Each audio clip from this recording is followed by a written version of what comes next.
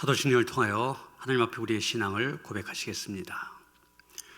전능하사 천지를 만드신 하나님 아버지를 내가 믿사오며 그 외아들 우리 주 예수 그리스도를 믿사오니 이는 성령으로 잉태하사 동정녀 마리아에게 나시고 본디오 빌라도에게 고난을 받으사 십자가에 못 박혀 죽으시고 장사한 지 사흘 만에 죽은 자 가운데서 다시 살아나시며 하늘에 오르사 전능하신 하나님 우편에 앉아 계시다가 저희로서 산 자와 죽은 자를 심판하러 오시리라. 성령을 믿사오며 거룩한 공회와 성도가 서로 교통한 것과 죄를 사하여 주신 것과 몸이 다시 산 것과 영원히 산 것을 믿사옵나이다. 아멘. 오늘 우리에게 주신 하나님의 말씀 마가복음 9장 38절로부터 50절까지의 말씀입니다. 신약성경 70쪽 마가복음 9장 38절로부터 50절까지의 말씀 이제 봉독하겠습니다. 요한이 예수께 여짜오되 선생님, 우리를 따르지 않는 어떤 자가 주의 이름으로 귀신을 내쫓는 것을 보고 우리가 보고 우리를 따르지 아니하므로 금하였나이다. 예수께서 이르시되 금하지 말라. 내 이름을 의탁하여 능한 일을 행하고 즉시로 나를 비방할 자가 없느니라. 우리를 반대하지 않는 자는 우리를 위하는 자니라. 누구든지 너희가 그리스도에게 속한 자라 하여 물 한 그릇이라도 주면 내가 진실로 너희에게 이르노니 그가 결코 상을 잃지 않으리라. 또 누구든지 나를 믿는 이 작은 자들 중 하나라도 실족하게 하면 차라리 연자 맷돌이 그 목에 매어 바다에 던져진 것이 나으리라. 만일 내 손이 너를 범죄하게 하거든 찍어버리라. 장애인으로 영생에 들어간 것이 두 손을 가지고 지옥 곧 꺼지지 않는 불에 들어간 것보다 나으니라. 만일 네 발이 너를 범죄하게 하거든 찍어버리라. 다리 저는 자로 영생에 들어간 것이 두 발을 가지고 지옥에 던져진 것보다 나으니라. 만일 네 눈이 너를 범죄하게 하거든 빼버리라. 한 눈으로 하나님의 나라에 들어간 것이 두 눈을 가지고 지옥에 던져진 것보다 나으니라. 거기에선 구더기도 죽지 않고 불도 꺼지지 아니하느니라. 사람마다 불로써 소금치듯함을 받으리라. 소금은 좋은 것이로되 만일 소금이 그 맛을 잃으면 무엇으로 이를 짜게 하리요. 너희 속에 소금을 두고 서로 화목하라 하시니라. 아멘. 이 사순절에 우리가 매일 암송하며 묵상해야 될 말씀이 있습니다.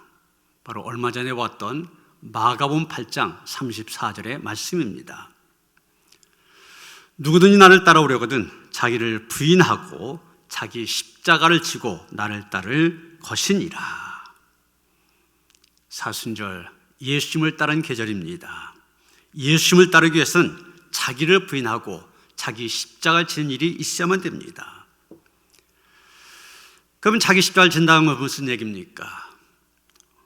이 마가복음 8장 34절 이후의 말씀을 보면은 예수님께서는 기적을 통하여서 또 여러 가지 교훈을 통하여서 자기 십자가를 지는 것이 무엇인지를 말씀하고 계십니다. 우리는 오늘의 말씀도 바로 그런 흐름 속에서 보아야 됩니다. 오늘 보면 제자 가운데 하나인 요한이 예수님께 나와 말씀을 드리는 것으로 시작을 하고 있습니다. 뭐라고 했습니까? 선생님, 우리를 따르지 않는 어떤 자가 주의 이름으로 귀신을 내쫓는 것을 보고 우리를 따르지 아니하므로 금하였나이다. 여기 보면 단 한 구절이지만 이 한 구절 속에 우리라고 한 단어가 3번씩이나 사용되고 있는 것을 보게 됩니다. 참 우리라는 말 좋은 말입니다. 공동체적인 의미를 갖고 있기 때문에 좋은 말입니다. 그런데 이 좋은 말이 잘못하면 배타적이 될 때가 있습니다. 우리라고 한 그 무리 안에 들지 않았다. 그래서 배타적이 되는 것입니다. 배척하는 것입니다.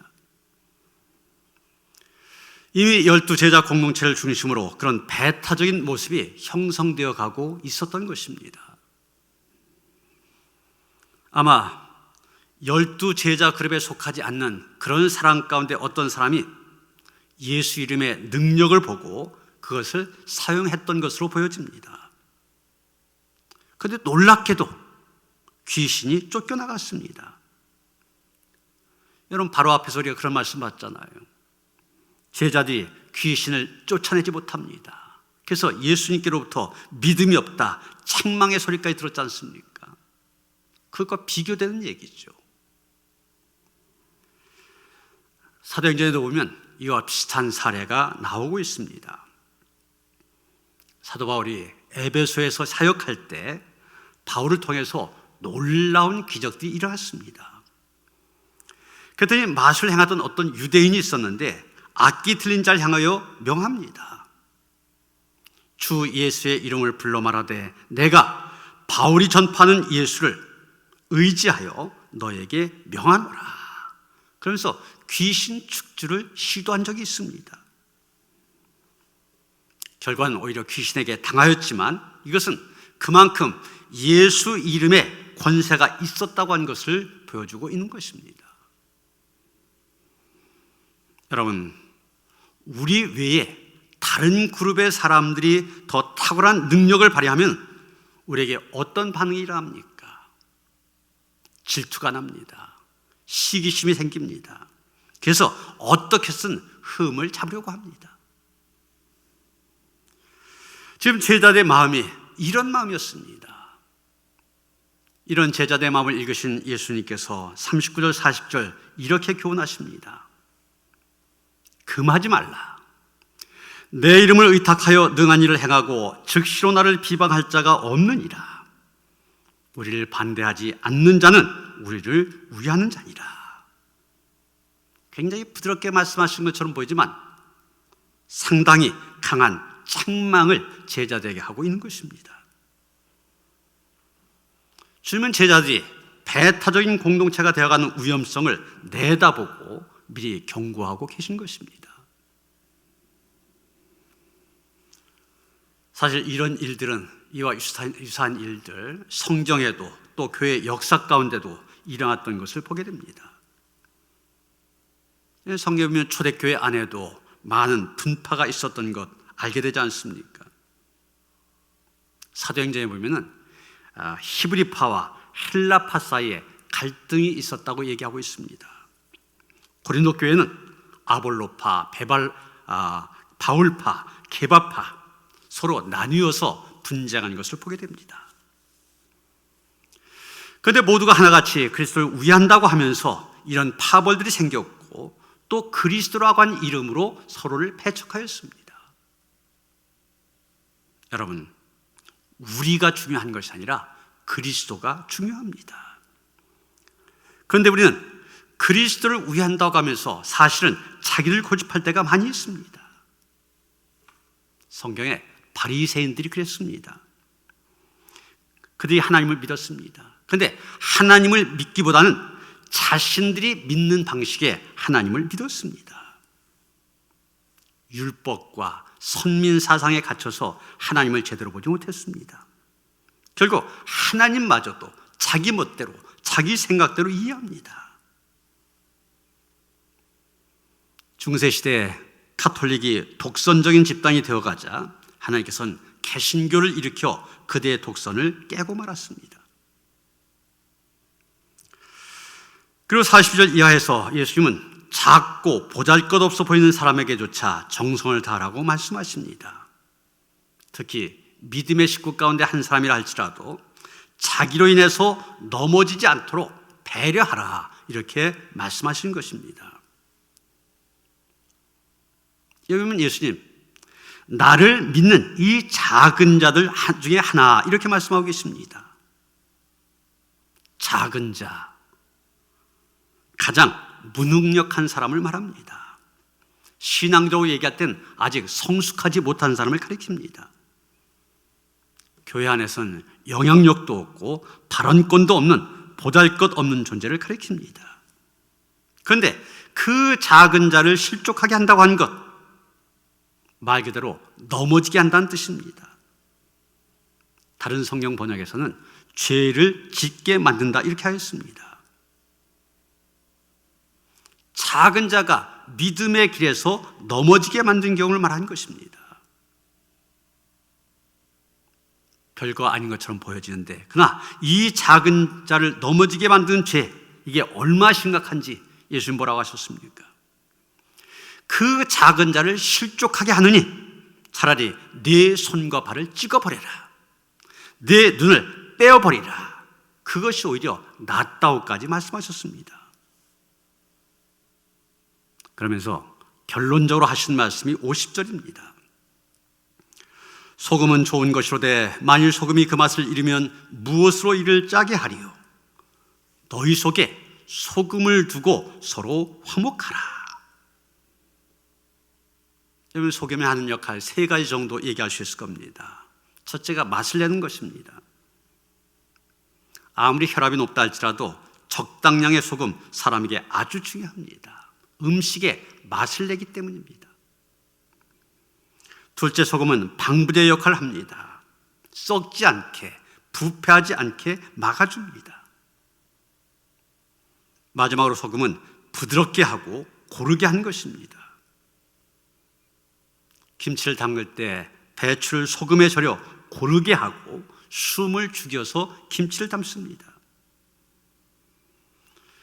예수께서 소금을 두고 화목하라고 한 말씀, 자기를 죽이고 부드럽게 하고 고르게 하여 화목하라는 말씀입니다.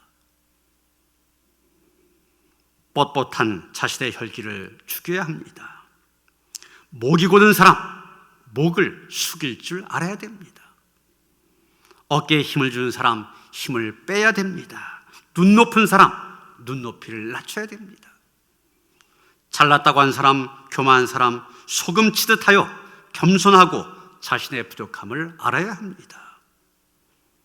하나님은 교만한 사람을 물리치시고 겸손한 사람을 사용하십니다. 소금을 두고 서로 화목하라, 무슨 얘기입니까?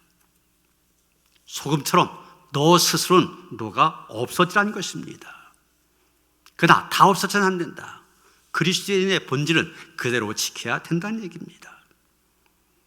여러분, 진정한 소금이신 예수님을 본받아 화목하고 하나 되어 주님의 십자가를 온전히 지고 가는 그런 이 사순절 되어지시기를 주님의 이름으로 축원합니다.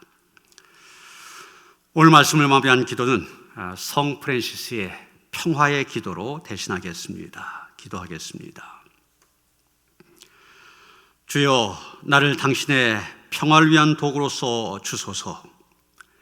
미움이 있는 곳에 사랑을, 상처가 있는 곳에 용서를, 불화가 있는 곳에 화목을, 오류가 있는 곳에 진리를, 의욕이 있는 곳에 믿음을, 절망이 있는 곳에 희망을, 어둠이 있는 곳에 광명을, 슬픔이 있는 곳에 기쁨을 심게 하소서. 주여, 위로받기보다는 위로하고 이해받기보다는 이해하고 사랑받기보다는 사랑하게 하여 주소서. 왜냐하면 우리는 줌으로써 받고 용서함으로 용서받으며 목숨을 내어 줌으로써 영생을 얻기 때문입니다. 아멘. 조용히 기도하시겠습니다.